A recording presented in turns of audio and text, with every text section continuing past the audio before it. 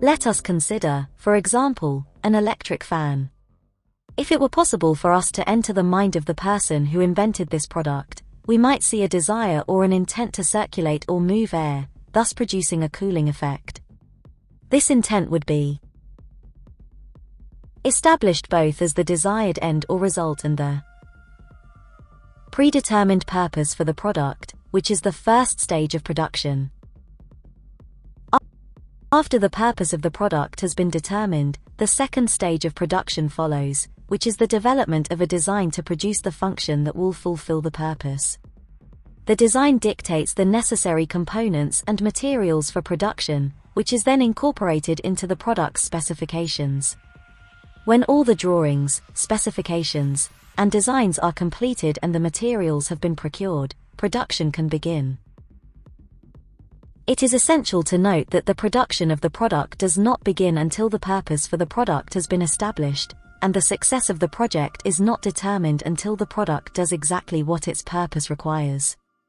Thus, all things begin and end with purpose. All things begin and end with purpose. This principle pervades all creation. Nature abounds with evidence of this eternal law. The master manufacturer of all created things has made all his creations for a definite purpose and has established that purpose as the ultimate definition of success. You and I are products of his purposeful creating. Your purpose is an integral part of you. Like the manufacturer who created the electric fan for a specific purpose, so God created you with a definite purpose in mind.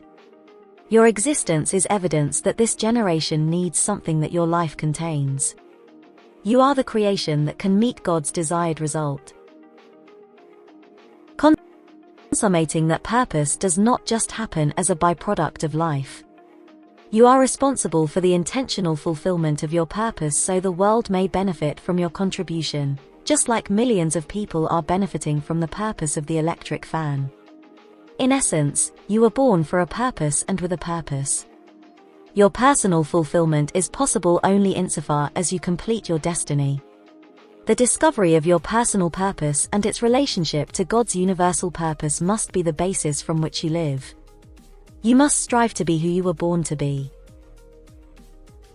Your existence is evidence that this generation needs something that your life contains. As you discover who you are, you will learn that your purpose, your identity, your uniqueness, and your potential are interdependent. You cannot truly know thyself, as the great Greek philosophers admonished, until you discover your purpose. This is true because known purpose reveals the particular components God built into you to enable you to achieve all that He prepared for you. Nothing is truly yours until you understand it, not even yourself. Some people are born knowing what they want to do and even how to do it. The rest of us must spend hours figuring out what to do with our lives. Vague goals such as I want to be happy, I want to make the world a better place to live, or even I want to be rich are nearly useless. We must ask the primary question, why am I here, and reply with an unqualified answer, to be myself and to express myself fully. Concern for doing the right thing rather than a desire to do things right must always guide you. That right thing is the purpose for which God created you and gave you breath. You are special and unique. God made you from an original mold, then threw it away when you were completed. Check out your uniqueness and find out what differentiates you from the billions of people who inhabit this planet. Then pursue your aspiration deliberately and consistently. Be what you are. Capitalize on the natural skills and talents with which you were born, and don't lose them. When others belittle your special gifts and try to remake you according to their plans and purposes, refuse to yield to domination. Don't let anyone prevent you from becoming and doing all that you were born to be and do. Remember, if you don't deploy yourself, others will soon employ you. Above all else, pursue purpose with a passion and experience the reason for your life.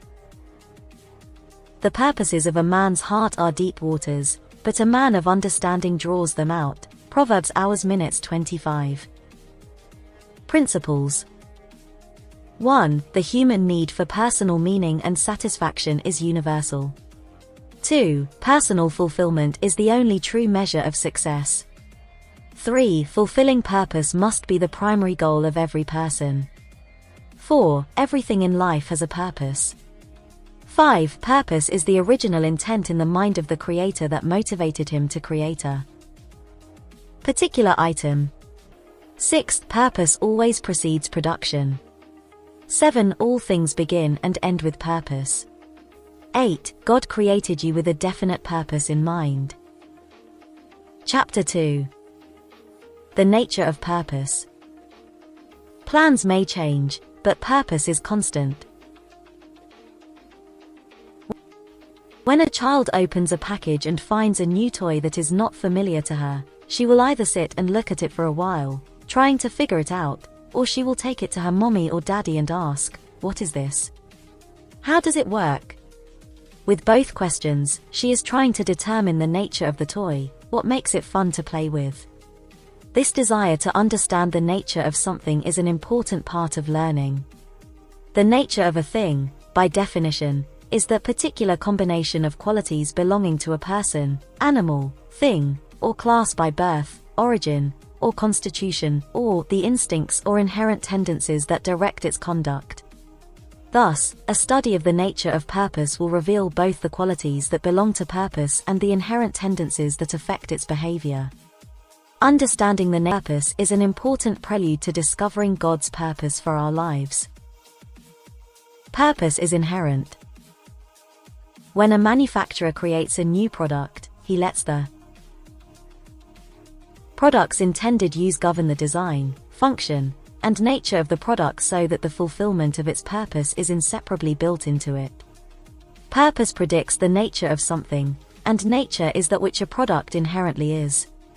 Nature is always given for the express purpose of executing the manufacturer's reason for creating the product. Say, for example, that a manufacturer wants to make something that will move products from one place to another. Before the machine can fulfill its purpose, the manufacturer must decide how it will move things. Then he must design that ability into the machine. The purpose of the machine thus becomes an inseparable part of its existence, because its ability to move things is built into the belts and the rollers of the design, which permits it to fulfill its intended use. When God creates men and